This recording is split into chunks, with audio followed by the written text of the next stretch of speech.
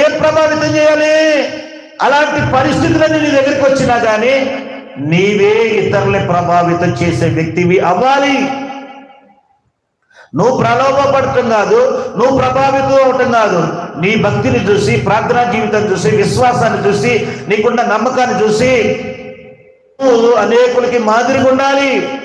అలా పెరగటమే, అలా పెంచటమే కనుక మనం చేస్తే ఈ జేమ్స్ పాల్ కూడా పెరిగి పెద్దవాడైనప్పుడు గొప్పవాడవుతాడు.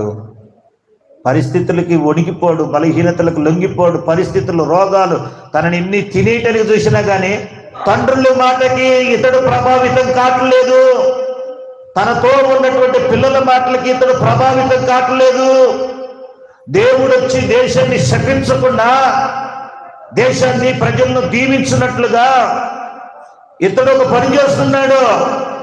ఇతని పేరు బాప్తిస్మిచ్చు యోహాను. అతడి గురించి మాట్లాడుతున్నాడు మలాకి అనే ప్రవక్త. ఏమని మాట్లాడుతున్నాడు తెలుసా?